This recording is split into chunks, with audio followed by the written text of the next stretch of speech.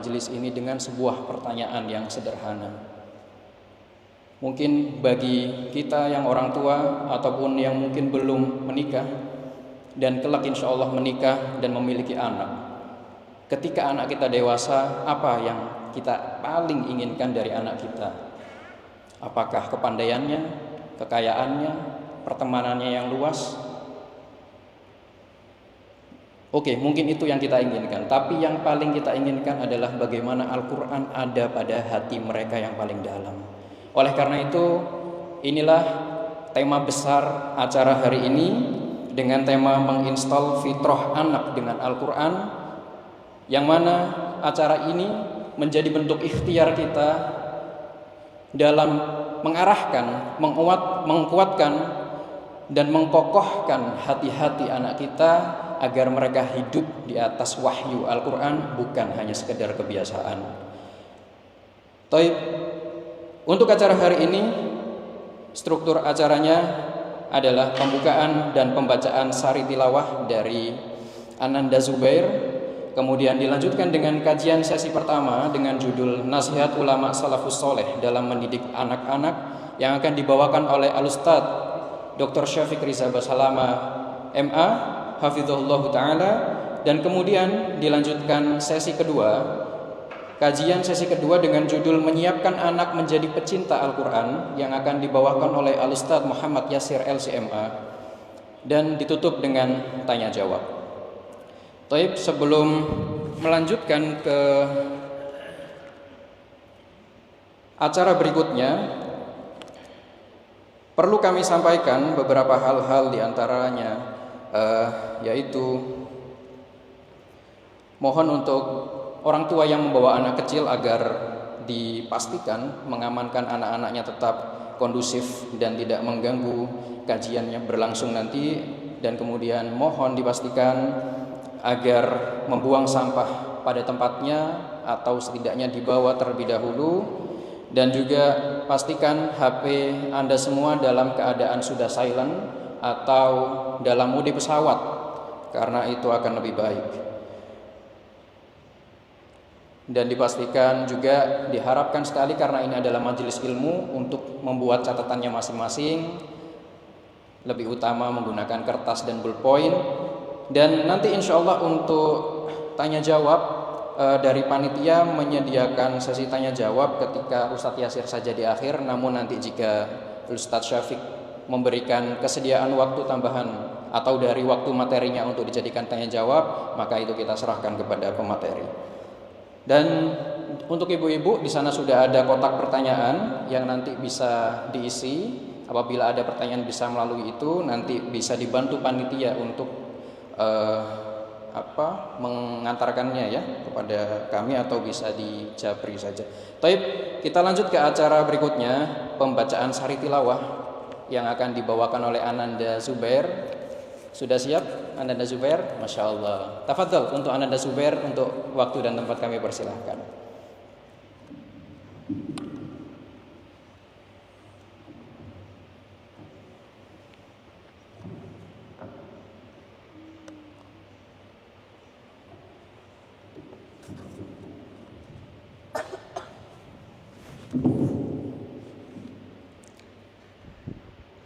Assalamualaikum warahmatullahi wabarakatuh.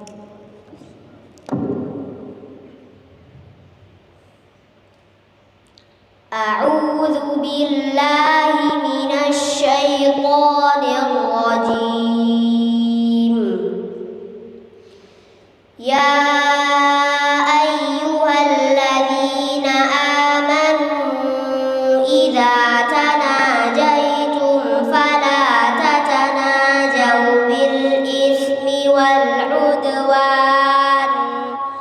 فلا تتناجوا بالإثم والعدوان ومعصية الله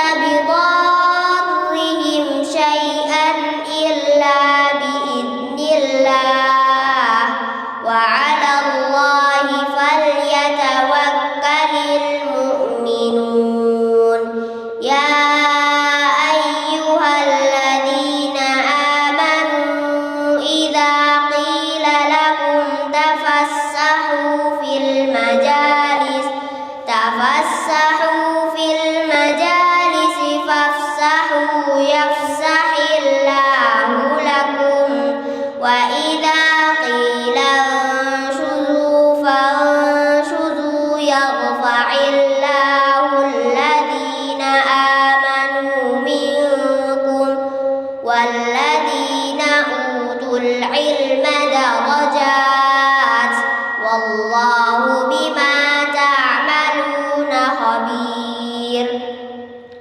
Assalamualaikum warahmatullahi wabarakatuh. Masya Allah, Masya Allah.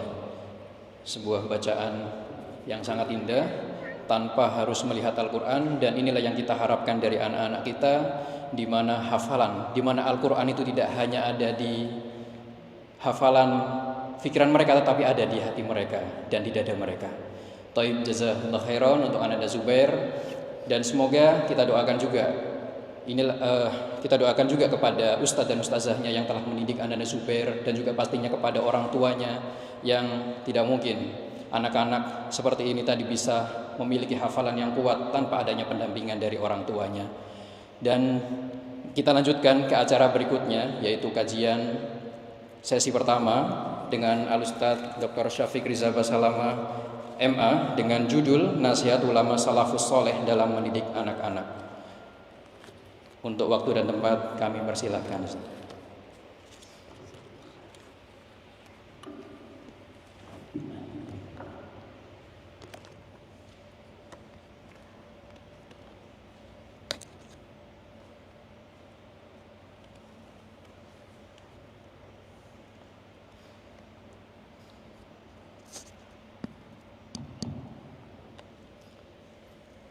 Assalamualaikum warahmatullahi wabarakatuh. Alhamdulillah alladhi hadana lihada wa ma kunna linahtadiya laula an hadanallah. Segala puji bagi Allah Jalla Jalaluh yang telah memberikan hidayahnya kepada kita, menunjuki kita jalan menuju ke surga, yang pada setiap sholat kita tidak pernah berhenti mengatakan ihdinas siratal mustaqim. Dan satu-satunya surat yang wajib dihafal oleh setiap muslim adalah Al-Fatihah, di mana surat tersebut dibaca berulang kali dan mengandung permohonan yang mendalam yang tidak pernah ditinggalkan sampai kapanpun. Ihdinas siratal mustaqim.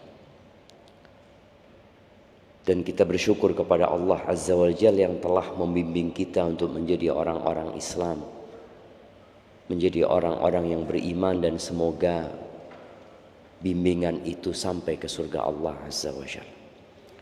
Allahumma salli wa sallim ala abdika wa rasulika sayyidina wa maulana Muhammadin wa ala alihi wa ashabihi ajma'in. Amma ba'd. Allahumma anfa'na bima 'allamtana wa 'allimna ma yanfa'una wa zidna ilman. Jamaah rahimakumullah, berbincang tentang Al-Quran Al-Azim yang insyaallah kita semua tahu bahwa tatkala Allah Azza wa Jalla menurunkan Nabi Adam bersama Hawa dari surga ke dunia, Allah berpesan, fa imma ya'tiyannakum minni huda faman ittaba'a hudaya fala yadhillu wa la yashqa.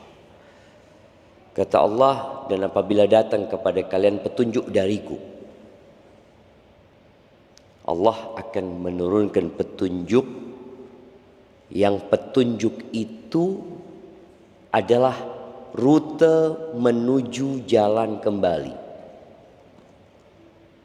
Jadi kalau kita tahu yang namanya peta harta karun ya, bagaimana manusia memperebutkan peta yang akan mengantarkan ke sumber harta karun. Kalau antum tahu sampai hari ini Israel itu terus mencari yang namanya Haikal Sulaiman, dan sampai hari ini nggak ada, karena memang itu nggak ada. Berbagai macam petunjuk mereka kumpulkan, tapi mereka hanya mencari fata morgana yang tidak akan mengantarkan kepada apa yang mereka cari. Dan berapa banyak peta harta karun yang diceritakan hanya bohong belaka. Adapun Allah Azza wa Jalla dengan nyata menjanjikan kepada manusia dan janjinya benar. Allah akan turunkan petunjuk, dan barang siapa yang mengikuti petunjukku fala yadhillu. Yang pertama, dia tidak akan tersesat. Artinya peta itu benar-benar mengantarkan kepada tempat tujuan. Yang kedua, wala yashqa, dia tidak akan pernah sengsara hidup. Allah utus Nabi Adam, Allah utus Nabi Nuh, Allah utus Nabi Hud, Allah utus Nabi Saleh, Nabi Ibrahim, sampai kemudian ke Nabi Musa alaihissalam. Allah turunkan Taurat kepada Nabi Musa, Allah turunkan Zabur kepada Nabi Daud, dan Allah turunkan Injil kepada Nabi Isa alaihissalam. Dan petunjuk yang terakhir, Allah turunkan Al-Quran. Maka umat Nabi Muhammad alaihi salatu wassalam tidak akan tersesat dan tidak akan sengsara kalau mereka mengikuti Al-Quran. Tapi sebaliknya, waman a'rada an dzikri fa inna lahu ma'isyatan dhanka. Barang siapa yang berpaling dari zikri, dari peringatanku, dan Allah menyebut Al-Quran ini az-zikr. Apa kata Allah Azza wa Jalla? Inna nahnu nazzalna dzikr wa inna lahu lahafizun. Sesungguhnya kami yang menurunkan az-zikr dan kami yang akan menjaganya. Bagaimana cara Allah menjaga az-zikr?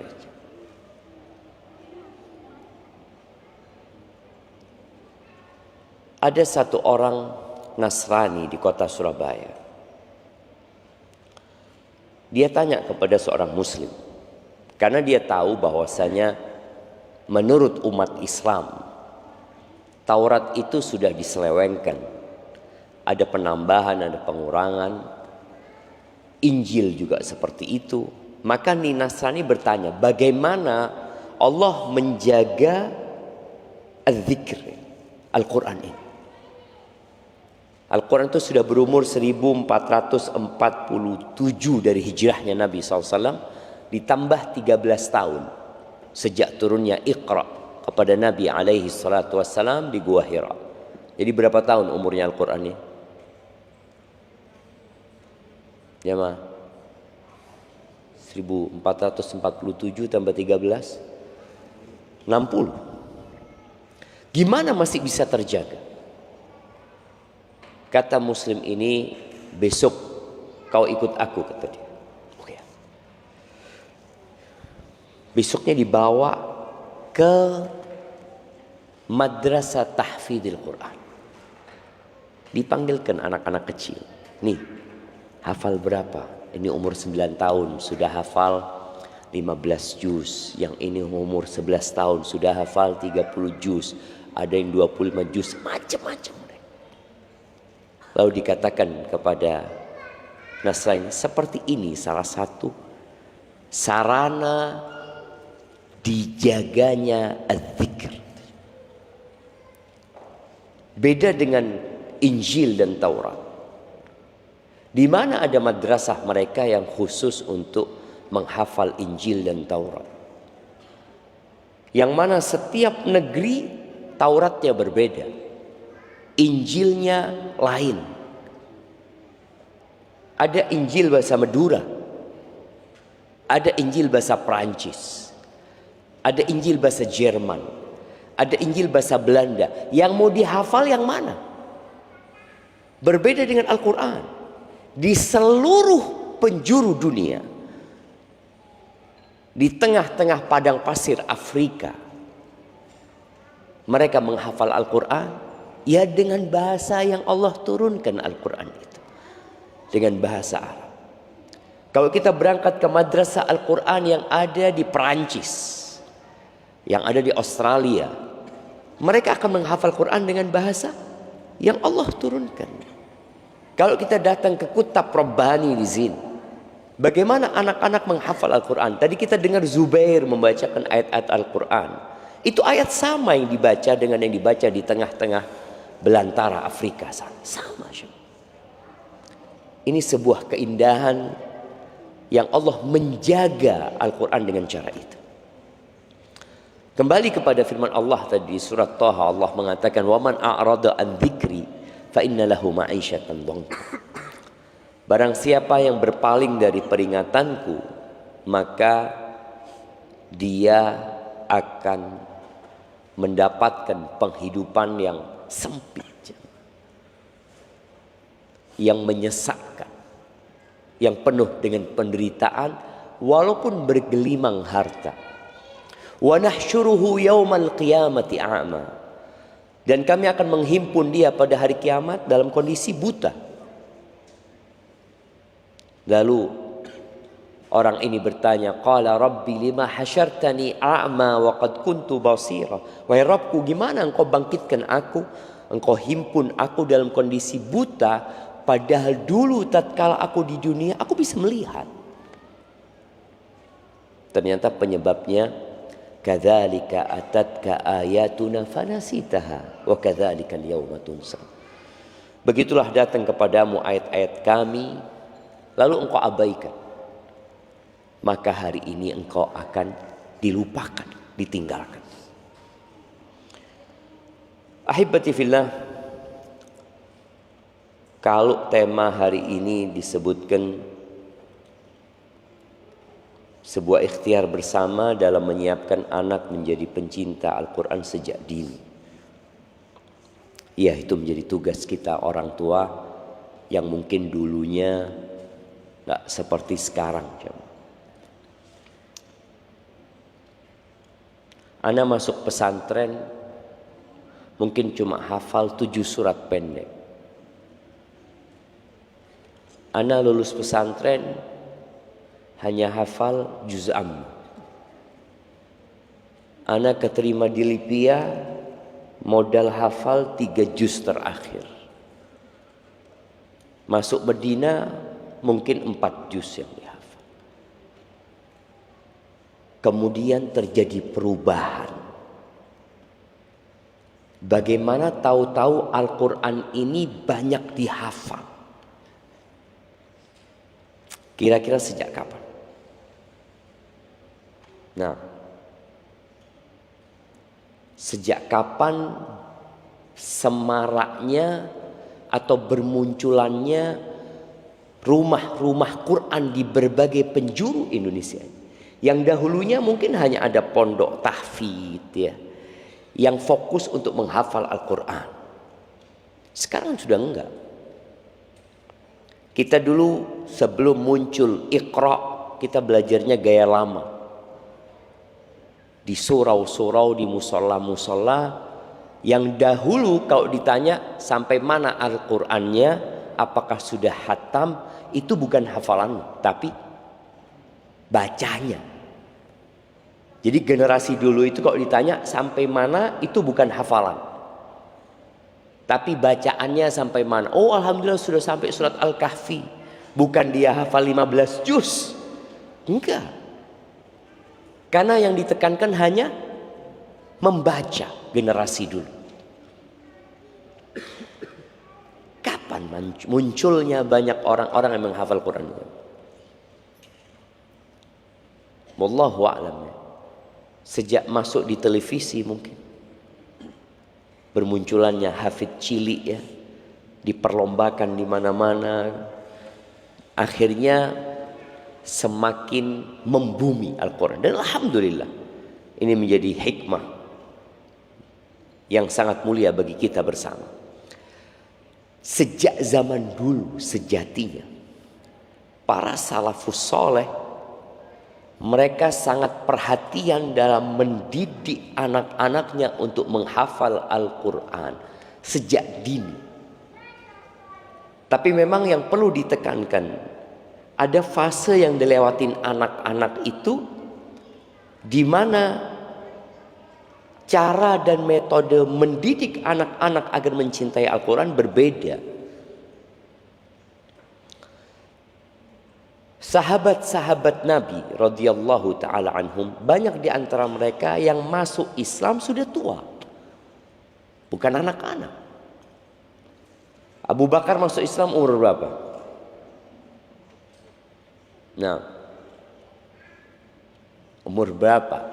Abu Bakar pertama kali mendengarkan Al-Quran itu umur berapa?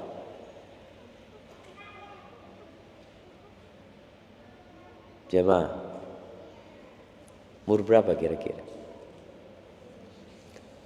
Bedanya umur Abu Bakar sama Nabi Muhammad SAW kira-kira 2,5 tahun.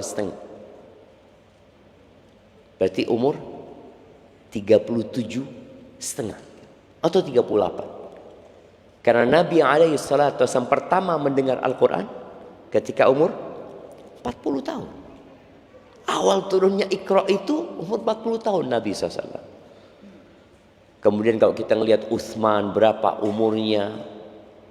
Umar mendengarkan Al-Quran itu kapan? Setelah 5 tahun dari turunnya Al-Quran ya. Artinya dia mendengar kemudian mengikutinya. Jadi mereka banyak yang sudah tua. Ali bin Abi Thalib enggak. Dia masih muda belia. Bahkan posisinya ya remaja. Lalu kita melihat bagaimana nanti sampai di kota Madinah Nabi SAW bertemu dengan sahabat-sahabat yang lahir dalam kondisi Islam sudah. Mereka tumbuh besar mulai mendengar Al-Quran. Apabila ada orang yang baru masuk Islam, contohnya Umair ibn Wahab al-Jumahi. Ini ada hadiah yang diberikan ke jamaah. Nanti dikasih hadiahnya ya. Siapa yang tahu kisahnya Umair ibn Wahab al-Jumahi? Umair bin Wahab al-Jumahi ini, dia itu terkenal dengan sebutan Syaitanu Quraisy. Setannya Quraisy.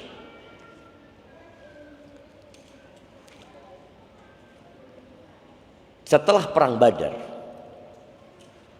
anaknya Umair ini termasuk dalam tawanan yang jumlahnya 70. Akhirnya dia sampai kota Mekah. Ya tentunya tragedi kekalahan itu menyisakan banyak luka di hati mereka. Umar lagi ngobrol di Hijr Ismail. Bayangin ya, dulu bisa ngobrol di Hijr Ismail. Sekarang mau masuk saja harus pakai ihram. Dulu ngobrol di Hijr Ismail. Umar mengatakan, wallahi laula dainun alayya, demi Allah kalau bukan karena utang yang aku tanggung, wa iyalun akhafu daya'ahum, dan keluarga yang aku takut terlantarnya mereka, la raqibtu ila Muhammadin, aku akan berangkat ke kota Madinah menjumpai Nabi Muhammad SAW, aku akan bunuh dia. Dan aku punya alasan untuk datang ke Madinah, menebus anaknya. Akhirnya Safwan bin Umayyah mengatakan, utangmu aku tanggung, lunas. Keluargamu kalau ada apa-apa sama engkau, aku gabung kepada keluargaku. Akhirnya Umair bin Wahab ini mengatakan kepada Safwan, kau jangan ngomong siapa-siapa. Pedangnya dia asah, lalu dia kasih racun, dia berangkat ke kota Madinah. Singkat cerita, sampai kota Madinah, Nabi SAW ketika berjumpa dengan Umair yang dia bawa pedang, yang ketika datang sama Umar dipegang lehernya, dibawa menjumpai Nabi SAW. Nabi bertanya kepada Umar, engkau datang mau apa? Kata dia. Ya, untuk urusan tawanan ini. Kata dia. Terus kenapa engkau bawa pedang? Apa gunanya pedang ini setelah kekalahan kita di perang Badar? Kata dia. Usduqni ya Umar. Coba engkau jujur sama aku. Kenapa engkau datang? Itu yang sudah aku sebutkan, kata dia. Lalu Nabi SAW berkata, bukankah engkau duduk bersama Safwan di Hijr Ismail? Lalu kalian tukar cerita tentang perang Badar. Kemudian kau mengatakan, kalau karena bukan utang dan keluargaku, pasti aku akan datang ke kota Madinah membunuh Muhammad SAW. Apa kata Umar? Asyhadu an la ilaha illallah wa annaka rasulullah. Demi Allah, enggak ada yang tahu itu kecuali aku sama Safwan. Dan Allah telah memberitahu. Ini baru masuk Islam, sudah tua, sudah punya anak, mungkin sudah punya cucu. Apa kata Nabi SAW kepada para sahabatnya? Setelah Umar masuk Islam, diperintahkan 3 hal. Kata Nabi SAW, faqihu akhakum fi dinihi wa aqri'uhu al-Qur'an wa khallu asirahu atau atliqu asirahu. Kata Nabi SAW, fahamkan dia tentang agamanya. Dia harus faham, dia udah masuk Islam nih. Dia perlu tahu Islam itu apa. Islam itu tentunya selain 2 kalimat syahadat, mendirikan sholat, dan dia harus belajar tentang sholat. Dan di sholat itu ada rukun yang berkaitan dengan Al-Quran. Itu surat Al-Fatihah. Kemudian ajarkan kepada Al-Quran, bikin dia hafal Quran. Aqri'uhul Quran. Jadi kalau bicara qari'ul Quran di masa itu jamaah, itu lebih kepada orang yang hafal Al-Quran, bukan hanya yang membaca. Kenapa? Karena pada masa itu sedikit manusia yang bisa membaca dan menulis. Bagaimana cara mereka belajar Al-Quran? Bitalaqi. Nabi membacakan, mereka menghafalnya. Dan kita tahu Nabi kita sendiri Muhammad alaihi salatu wassalam la yaqra wa la yaktub. Tidak membaca dan tidak menulis. Jadi ini sahabat Nabi yang bernama Umair bin Wahab. Diajarin agamanya. Diajarkan kepadanya untuk menghafal Al-Quran. Yang ketiga, suruh bebaskan tawanan. Nggak usah bayar tebusan. Setelah beberapa hari di kota Madinah, Umar minta izin. Dia sudah punya Al-Quran. Tapi bukan Al-Quran 30 juz. Enggak. Dia punya beberapa surat yang sudah dia hafal. Dia sudah faham tentang Islam. Dia faham tentang makna iman, tentang tauhid. Maka dia minta izin untuk balik ke kota Mekah. Untuk apa? Untuk berdakwah. Sebagaimana dia memerangi Islam, dia ingin balik untuk mengajak orang-orang kepada Islam. Jadi jamaah rahimakumullah, kalau kita bicara tentang bagaimana kedudukan Al-Quran ini, ya ana rasa semua sudah faham bahwa di antara semua ilmu, maka ilmu yang paling utama adalah Al-Quran. Rasul sallallahu alaihi wasallam mengatakan, khairukum man ta'allama al-Qur'ana wa 'allamahu. Orang yang terbaik di antara kalian siapa sih? Yang ngajar matematika, yang ngajar fikih, yang ngajar sirah. Man ta'allama al-Qur'an, yang belajar Al-Quran wa 'allamahu, dan mengajarkannya. Jadi kalau kita bicara ucapan salafus soleh yang menginspirasi agar kita mengajarkan Al-Quran kepada anak-anak kita, cukup sabda Nabi SAW. Orang yang terbaik itu yang belajar Al-Quran.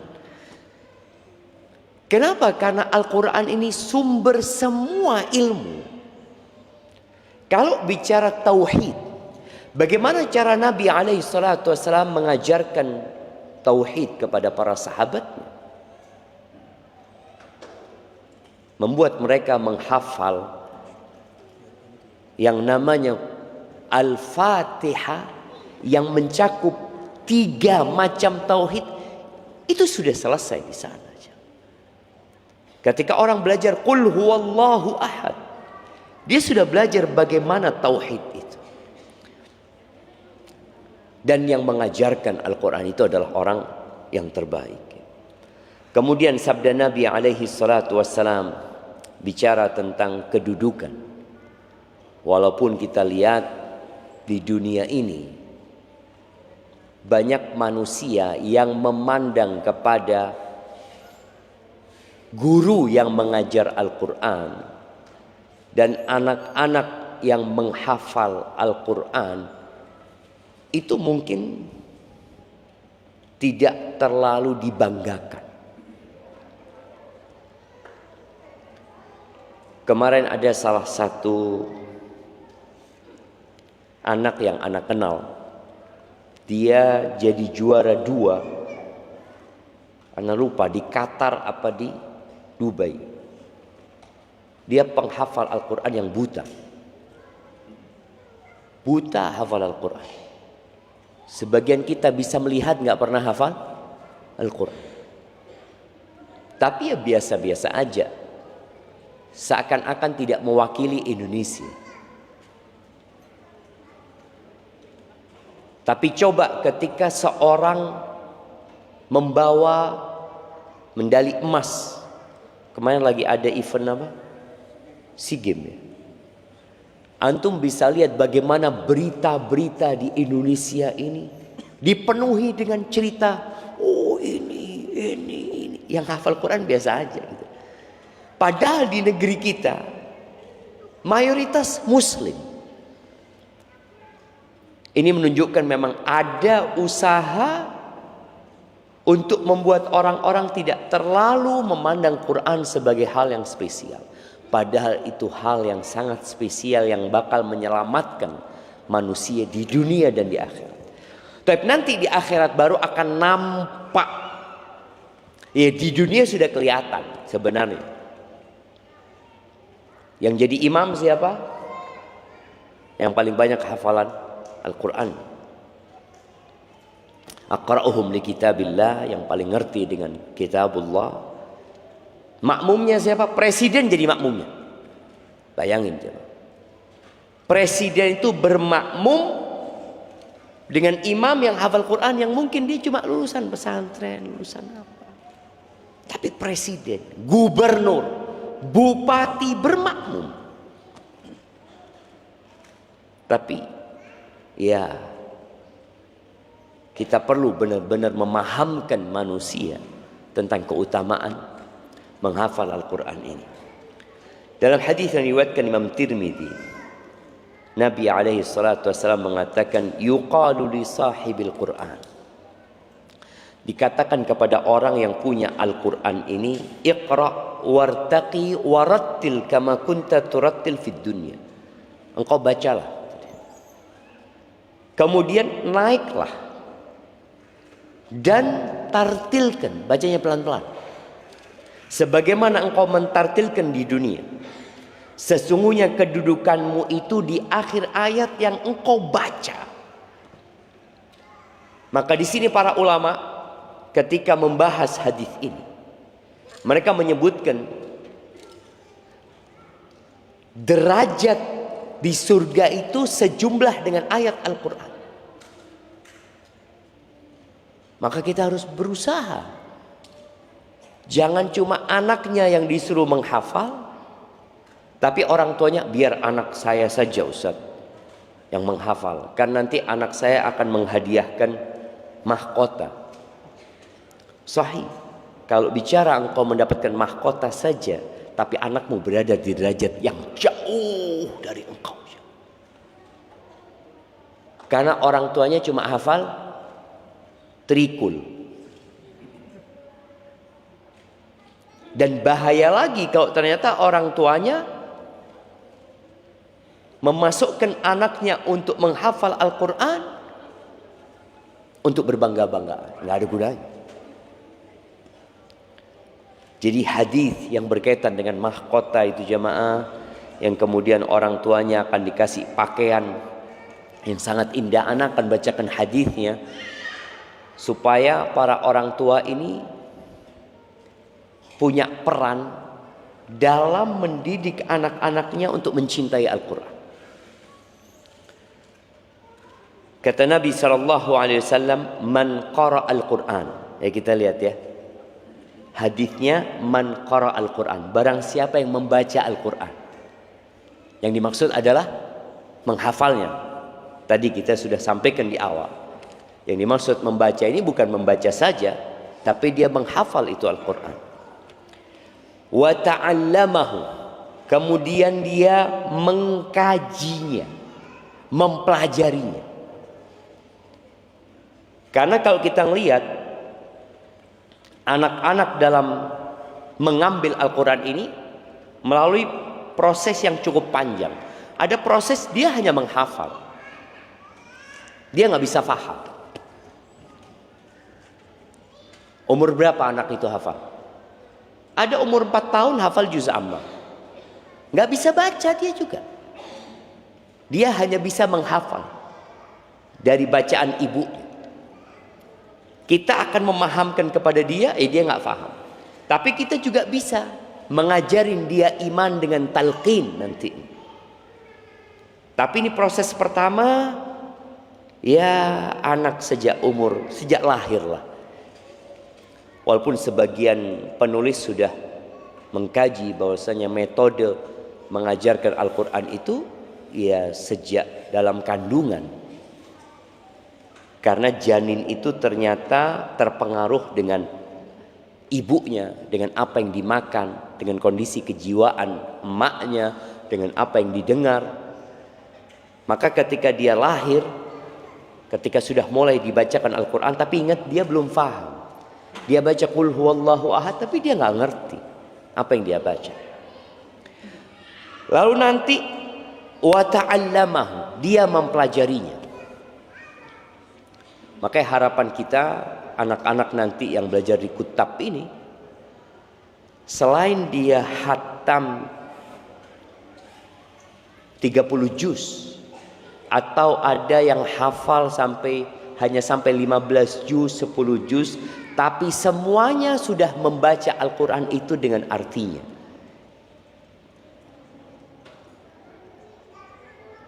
Anda nggak tahu apa ini sudah dilakukan.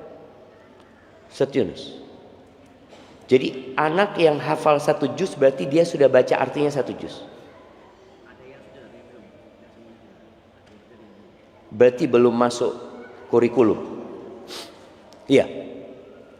Jadi anak punya binaan di Jakarta, di Tebet itu. Jadi kalau anak itu hafal Al-Quran 30 juz setoran, dia harus setoran 30 juz baca artinya. Karena Nabi SAW menyebutkan bukan cuma hafal. Qara'a wa ta'allama. Dia hafal kemudian dia mengkajinya. Jadi penting anak-anak kita dan penting buat semua sekolahan, anak-anak tuh hafal 30 juz dan sudah melewati paling tidak membaca tafsirnya 30 juz juga. Setelah menghafal kemudian mempelajarinya. Yang ketiga, wa amila bihi, diamalkan. Karena nggak ada gunanya. Orang hafal 30 juz bisa jadi masuk neraka. Bahkan kita tahu koreknya api neraka itu orang yang hafal Quran. Ustadz bahkan. Dia cuma sampai fase menghafal, mempelajarinya. lalu mendakwahkan kepada manusia, tapi mengamalkan untuk dirinya belum. Maka Nabi SAW mengatakan, qara al-Quran wa ta'allamahu wa amila bihi. Dapat apa nih? Dapatnya, kata Nabi SAW, ulbisa walidahu yawmal qiyamah tajan min nur. Orang tuanya akan diletakkan di atas kepalanya mahkota dari cahaya buat orang tuanya. Kenapa? Karena nih anak kecil kadang-kala perlu dipaksa, dia nggak bisa cinta Quran langsung. Ada peran orang tua yang membuat anak ini akhirnya mau membaca Al-Quran, mau mengkaji Al-Quran. Maka bapak ibunya ini yang akan dikasih. Tajan min nur, bauhu mithl dau'is syams, cahayanya seperti cahaya matahari. Wa yuksa walidahu hullataini la taqumu bihimad dunya. Dan bapak ibunya akan dikasih pakaian yang dunia dan isinya ini nggak cukup untuk beli pakaian itu. Bayangin. Jadi kalau semua emas yang ada di muka bumi ini dikumpulkan, semua kayu yang ada di hutan-hutan dipotong, semua permata, semua mutiara, semua nikel itu dikumpulin untuk beli jubahnya ini nggak cukup. Dan itu diberikan kepada orang tua. Maka di sini tugas orang tua, jangan hanya menyerahkan tugas itu kepada sekolahan. Jadi bapak ibu ini harus turut serta dalam proses ini. Fayakulani bima kusina. Lalu orang dua ini tanya bapak ibu ini, kami dikasih pakaian semahal ini, itu karena amalan kami yang mana gitu kan? Dengan sebab yang mana? Fayuqalu bi akhdhi waladikumal Qur'an. Karena anak kalian mengambil Al-Quran. Jadi kalau bicara mengambil Al-Quran itu 3: menghafal, mempelajari, dan mengamalkannya. Ahibati fillah,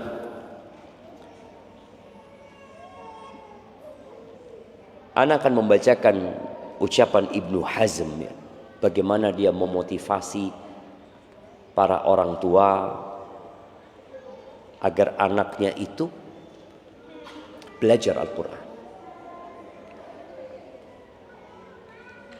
Ingat, Al-Quran ini tadi sumbernya ilmu. Jangan sampai anak-anak kita itu nanti hafal Quran tapi ilmunya nggak ada.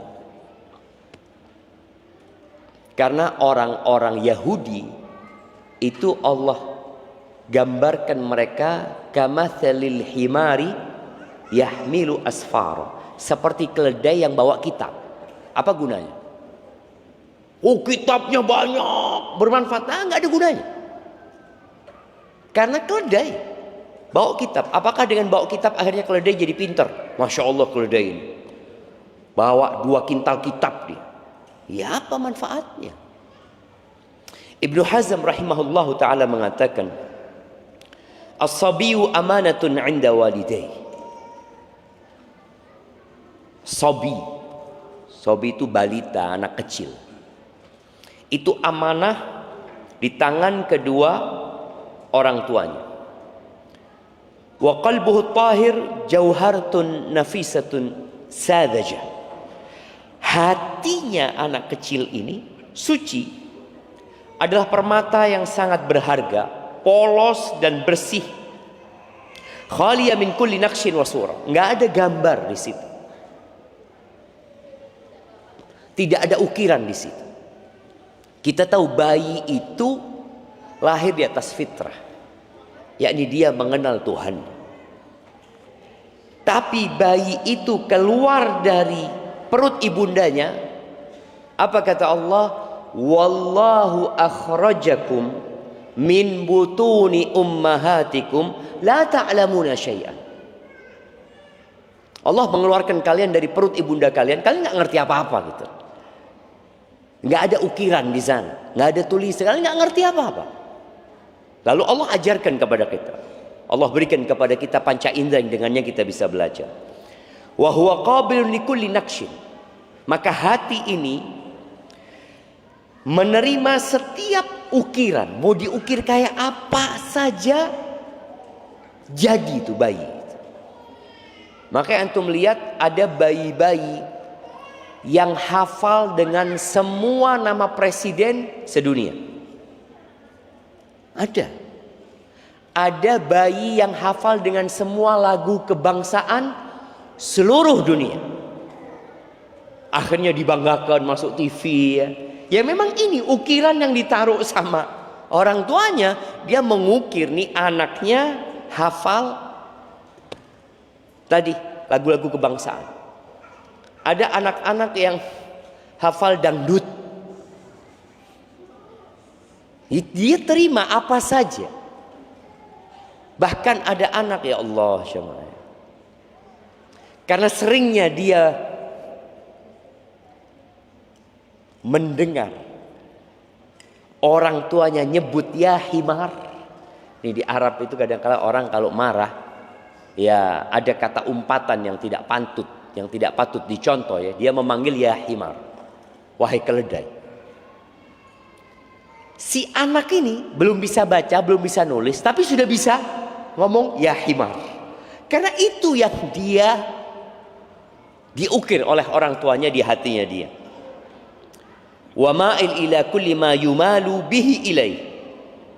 Dan anak itu akan condong kepada apapun yang diarahkan kepadanya. Jadi walaupun anak itu sudah punya fitrah tadi, tapi ini orang tua bagaimana mengembangkan fitrah itu? Dia akan menjadi orang beriman. Kemudian dia berikan Al-Quran kepada hatinya ini, atau dia bawa ke tempat lain. Makanya ada anak-anak yang kemudian jadi Yahudi. Kejadian di tsunami Aceh dahulu, itu banyak anak-anak yatim yang kemudian diasuh oleh beberapa gereja. Ya sudah, kira-kira akan jadi apa nantinya mereka. Lalu kita lanjutkan ucapan Ibnu Hazm, fa in uidal khair wa ullimahu nasha alaihi wa sa'ida fid dunya wal akhir. Kalau nih anak dibiasakan berbuat baik, artinya orang tuanya membiasakan, karena ada kondisi anak itu belum bisa faham, tapi pembelajarannya dengan pembiasaan. Seperti sholat. Sebenarnya kita wajib sholat itu sejak kapan? Ya mah, sejak balik kan? Tapi ternyata anak itu sudah dibiasakan sejak kapan? Sejak umur 7 tahun. Harus dibiasakan. Ini orang tuanya yang diperintahkan. Kalau anak kan nggak ngerti. Apakah anak 7 tahun dikasih tahu, nah engkau harus sholat. Sholat ini rukun Islam. Nggak apa-apa dikasih nasihat tuh anak. Tapi yang perlu dilakukan oleh orang tua adalah membiasakan anak itu untuk sholat. Soalnya kalau sudah kita berbicara sama dia tentang hukum nantinya, boleh jadi dia punya ilmunya. Ayah, aku kan belum balik. Kan nggak dicatat sama malaikat. Aku diajarin sama ustadz di kelas bahwa pena malaikat itu mulai menulis kapan? Setelah balik. Dan aku belum balik. Itu jadi masalah. Boleh jadi anak itu akhirnya menentang. Tapi di sini orang tua memahamkan anaknya bahwasanya memang kita diperintahkan sama Nabi SAW untuk membiasakan dia sholat. Biasakan dia sholat. Dia tahu dengan perintah Nabi SAW. Orang tua disuruh. Kalau engkau umur 10 tahun nggak sholat, kita diperintahkan untuk memukul. Maka ketika anak kecil itu dibiasakan berbuat baik dan diajari, Ibnu Hazm menyebutkan 2, uwida wa ullim. Dibiasakan dan dikasih ilmunya. Kenapa engkau kok harus sholat? Bicara sodako. Ana masih ingat ya, bagaimana kita pada waktu kecil, ana lah sama ibu ana itu dikasih duit kalau berangkat sholat Jumat untuk ditaruh di mana? Di kotak amal. Masih ingat ya? Nunggu kita ini kotak amal tuh lewat kan? Lewat, kita keluarkan taruh gitu ya. Terus kalau banyak duitnya kita tunjukkan sama orang kalau banyak duitnya itu kan. Karena ya dia hanya ingin menunjukkan dia senang. Terus seperti itu pembiasaan. Sambil diajarin tadi. Makanya anak punya anak Yusuf, karena kalau anak kasih duit. Anak kasih duit dia untuk uang saku 5.000 atau 2.000 atau 3.000. Anak kasih yang buat sodakoh lebih besar dari uang saku dia aja. Maka dia lihat sama bapaknya, bah, kata dia, ini aja yang buat Yusuf, ini yang sodakoh, kata dia. Dia mau sodakoh yang 5.000, yang banyak mau dia gunakan untuk saku. Ini salah satu bentuk kita mengajarkan kepada, enggak, ini kan cukup engkau. Ini nih duit yang kau sodakohkan, itu sebenarnya yang akan menunggu kita di akhirat.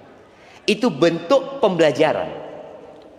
Kita ajarin dia dengan pembiasaan, lalu kita ajarin. Ibnu Hazm menyebutkan sekali lagi di sini, uwida wa ullim, dibiasakan dan diajari. Bukan hanya anak itu disuruh berbagi tapi tidak pernah mendapatkan pelajaran. Contoh nih, anak disuruh berbagi sama tetangganya. Biasanya orang-orang itu nyuruh pembantunya, oh kirimkan ke tetangga. Jangan, suruh anaknya. Dan Anda melihat di Arab ya, bagaimana pembiasaan di Saudi ini ya. Anak-anak itu berkhidmat kepada tamu. Jadi kalau ada tamu, yang menyuguhkan makanan itu bukan pembantu. Siapa? Anak. Anak fulan, dia bawa kopi, dia bawa teh, dia buat jajan. Selesai dia yang mengangkat. Ini salah satu bentuk pembiasaan. Sambil diajari, engkau punya kewajiban menghormatin tamu ini dan itu. Kalau anak ini dari sejak kecil dibiasakan kebaikan, kemudian diajari, maka dia akan tumbuh besar di atas kebaikan. Karena wayan sya'un nasyi'ul fityani minna ala ma awwadahu abuhu. Anak itu ya tergantung orang tuanya tumbuh besar. Maka sampai dikatakan idza kana rabbul baiti bid-duffi dhariban fasimatu ahlil baiti ar-raqs wal ghina. Kalau bapaknya itu pegangannya rebana, gambusan terus ya mah, apa yang terjadi sama anak-anaknya? Ya dia tumbuh besar jadi penyanyi dan jadi rockers itu apa? Penjoget. Ya itu kerjanya dia. Tapi kalau dibiasakan kebaikan, diajari, maka anak itu akan sa'ida fid dunya wal akhirah. Di dunia dia akan berbahagia, di akhirat dia akan berbahagia. Wa syarakahu fi thawabihi abuhu. Dan akan sharing pahala. Subhanallah ya. Allah itu maha baik. Anaknya tumbuh besar, bapaknya yang membiasakan, maka bapaknya akan dapat pahala. Wa kullu muallimin lahu. Dan setiap guru yang ikut mengajarkan. Sekarang Masya Allah dengan adanya sekolahan, banyak orang tua yang terbantu. Terbantu apa jemaah? Ibu-ibu khususnya. Terbantu dia bisa punya waktu free untuk pegang HP, untuk berolahraga, untuk masak, untuk aktivitas lainnya, atau untuk bekerja sebagai. Maka di sini gurunya pun akan mendapatkan bagian pahala. Sebesar apa? Kullun biqadri amali. Semua sesuai dengan kadar amalan. Ada orang tua yang cuma ngantarkan anaknya sekolah, nggak pernah murojaah. Ya sudah, pahalanya dia ya ngantarkan anak itu ke sekolah. Tapi ada orang tua yang membantu. Guru di sekolah beda-beda juga perannya. Ada guru yang mengajarkan Al-Quran, ada guru yang mengajarkan adab, ada guru yang mengajarkan akidah, ada yang mengajarkan fikih. Semua akan mendapatkan bagian. Wa kullu muallimin lahu wa muaddib. Subhanallah. Kalau kita ngelihat ya, ada muallim, ada muaddib. Muallim sama muaddib. Di kitab ini ada muallim, ada muaddib. Atau kullu muallimin muaddib. Muaddib itu lebih kepada pendidik karakter. Muallim itu lebih kepada pengajaran, memberikan ilmu, mentransfer ilmu. Makanya dulu anak-anaknya raja itu punya muaddib khusus yang mengajarkan adab. Tapi biasanya tadi muallim, muaddib. Sampai kalau nggak salah anaknya Harun ar-Rasyid ya. Bagaimana yang anaknya ini rebutan 2 sandal gurunya. Jadi gurunya ketika mau jalan rebutan tuh 2 anak itu. Mau naruh sandal gurunya di depan kaki guru. Nah, mau tanya, kutab ini anak-anaknya sudah kayak gitu apa belum? Ya, bagaimana anak-anak tuh rebutan bawain sandalnya gurunya. Ada lagi yang menuangkan air wudhu gurunya. Ini anaknya khalifah, anaknya khalifah. Ketika dipanggil sama khalifah, ditanyain. Ana lupa apa kisah waktu itu ya. Ditanya sama khalifah, man akramun nas? Siapa orang yang paling mulia? Kata gurunya ini, Amirul Mukminin. Bukan, kata orang yang paling mulia itu adalah yang kedua pangeran rebutan sandal guru. Maksudnya engkau orang yang paling mulia. Takut ini gurunya. Ya Amirul Mukminin, aku nggak ingin menghalangi mereka dari sebuah kemuliaan yang mereka hendak melakukannya. Loh, kalau engkau larang, aku hukum engkau. Biarkan mereka belajar adab, menghormatin guru. Ini anaknya khalifah, pangeran. Sampai seperti itu diajarkan adab. Itu akan dapat bagian pahala. Makanya kadang-kala seorang guru itu capek ya. Akhirnya dia berpikir, udah aku mau ngajar. Setelah ngajar aku akan pulang. Dia tidak pernah menjadi pendidik umpamanya. Maka tolong jadilah pendidik.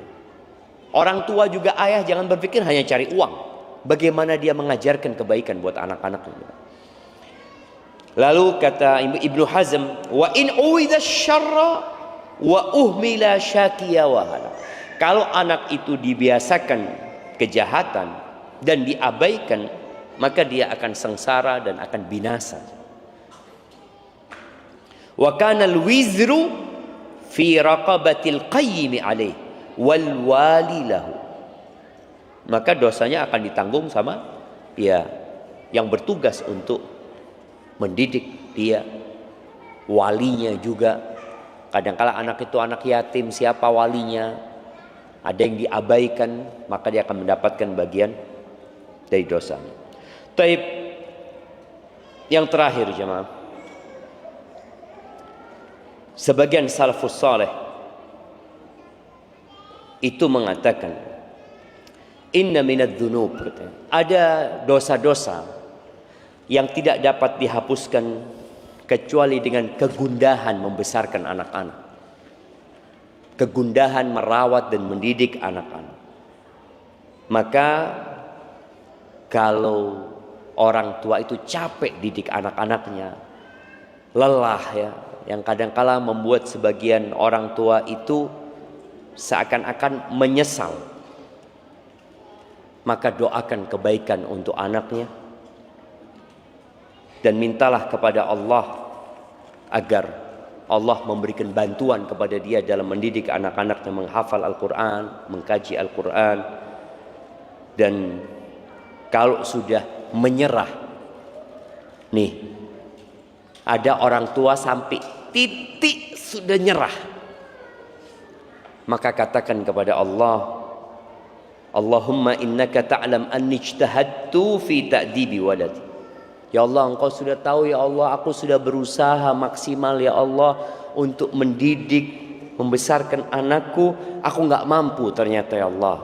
Allahumma fa'adibhu li. Ya Allah, tolong didik dia buat aku ya Allah. Jadi minta sama Allah. Jadi memang dalam semua proses itu jangan pernah bersandar kepada diri sendiri, tapi selalu minta tolong sama Allah Subhanahu wa ta'ala. Semoga anak-anak kita menjadi anak-anak yang menghafal Al-Quran, anak-anak yang mengkaji dan mempelajari Al-Quran, dan anak-anak yang mengamalkan Al-Quran itu. Barakallahu fiik. Itu mungkin dapat Anda sampaikan, kurang lebihnya mohon maaf. Baik. Cek.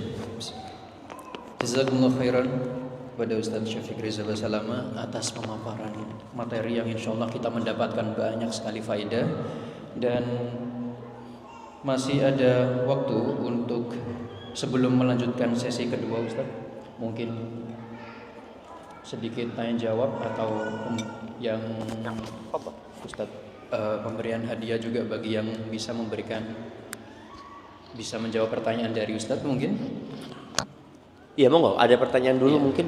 kita mulai dengan pertanyaan terlebih dahulu, mungkin ada dari bapak-bapak yang ingin bertanya. Baik, silakan.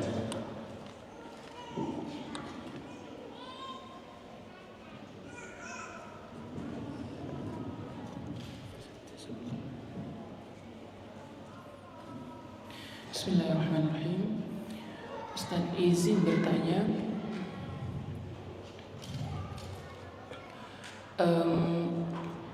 kalau kita melihat pendidikan zaman Rasul, bahwa mungkin Ana belum pernah mendengar, mohon bimbingan antum, sepertinya tidak pernah terdengar bahwa Rasul bersikap keras atau tegas dalam artian hukuman fisik dalam mendidik anak kecil.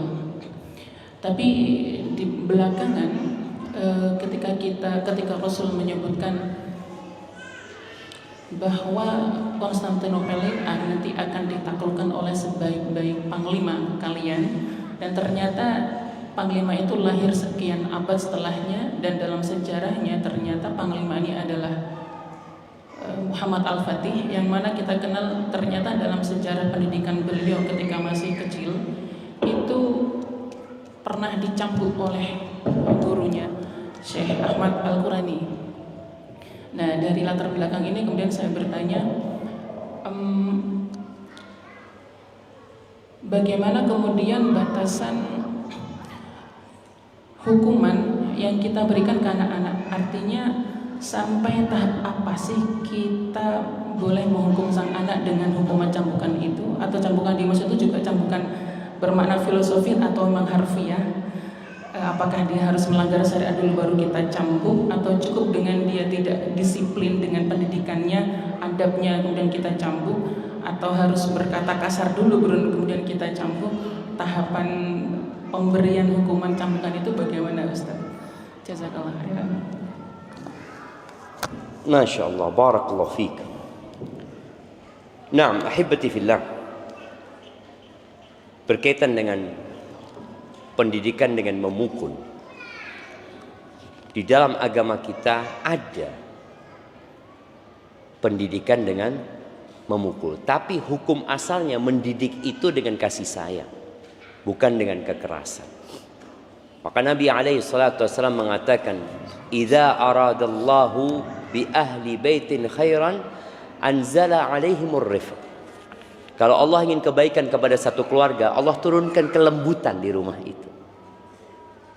Kan kita ngelihat ada keluarga yang keras ya, mbahnya, bapaknya, buyutnya semuanya keras. Tapi ada keluarga yang masya Allah lembut mereka, dan anak-anaknya jadi tumbuh besar menjadi orang-orang bermanfaat, tidak dengan kekerasan, dengan kelembutan.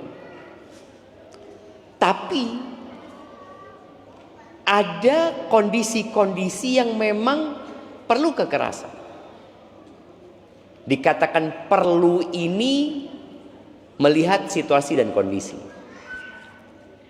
Contohnya, sebelum bicara anak, bicara ibunya anak-anak. Ibunya anak-anak itu Allah Azza wa Jalla berfirman di surat An-Nisa insyaallah ayat 35. Allah katakan, "Wallati takhafuna nushuzahunna fa'idhuhunna."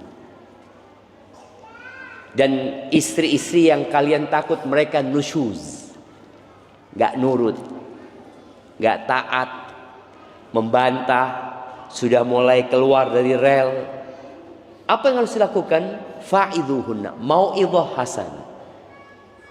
Jadi tahapan dalam mendidik itu adalah dengan memberikan mau'idhah. Mau'idhah hasanah ini adalah nasihat yang di situ ada targhibun wa tarhib. Di situ ada rayuan-rayuan atau iming-iming, kalau engkau melakukan ini engkau akan mendapatkan ini, tapi kalau engkau nggak taat nanti berbahaya buat engkau akan mendapatkan azab Allah. Jadi diberi mau'idhah hasan. Proses berjalan. Mau'idhah itu nggak sekali ya, kadangkala 1, 2, 3 kali, nanti dilihat bagaimana perkembangannya. Tatkala proses ini sudah dijalani dan ternyata tidak ada impact, nggak ada perubahan di diri dia, apa kata Allah? Wahjuruhunna fil madaji. Ada yang namanya pisah ranjang. Setelah pisah ranjang ini sebagai bentuk bahwasanya serius nasihat itu, bukan main-main. Baru yang terakhir wadribuhun, pukul mereka. Ada pemukulan di sini apabila dibutuhkan dan dikira ada manfaatnya. Jadi ingat, memukul dalam rangka mendidik berbeda dengan memukul untuk melampiaskan emosi. Yang kedua itu haram hukumnya. Kalau yang pertama itu dapat pahala apabila memukulnya sesuai dengan syarat dan ketentuan, tidak melukai, tidak mememarkan, ya, tidak di wajah juga nggak boleh gitu loh.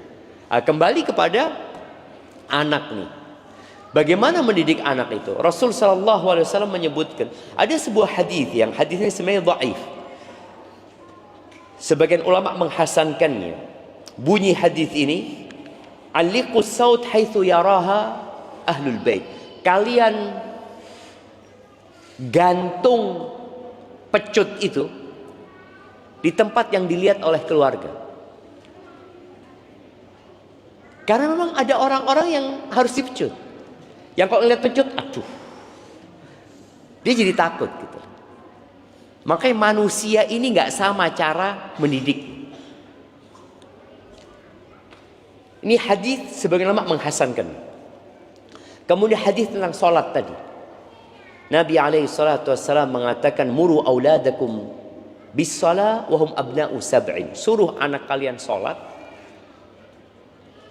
ketika mereka umur 7 tahun. Wadribuhum 'alaiha wa hum abna'u 'ashrin. Ketika umur 10 tahun dia nggak sholat, pukul. Artinya ada proses 3 tahun tanpa pemukulan. Tapi pecutnya digantung, tidak dipecut gitu loh jamaah. Karena sebagian ulama yang menghasankan hadis ini, ada yang memaknai bahwasanya pecut itu dalam rangka orang tua ini supaya nggak berhenti mendidik anaknya, bukan memukul gitu, tapi dia terus mendidik anaknya, nggak setiap kesalahan dipukul. Dan kemudian anak-anak itu ketika mendidik, orang tua ketika mendidik anak itu, kalau tadi ditanyakan, apakah perlu ngangkat suara, marah-marah dulu kemudian dipecut? Gak perlu. Karena boleh jadi anak itu ketika orang tua teriak-teriak, dia bukan malah respect sama orang tuanya. Jadi kalau dipukul itu fisiknya yang kena, kalau diteriakin mentalnya yang kena itu. Maka lebih baik dia dikasih nasihat, nah engkau kan sudah melanggar. Abah sudah ngomong, kalau engkau melanggar hukumannya ini. Oh, dia tahu.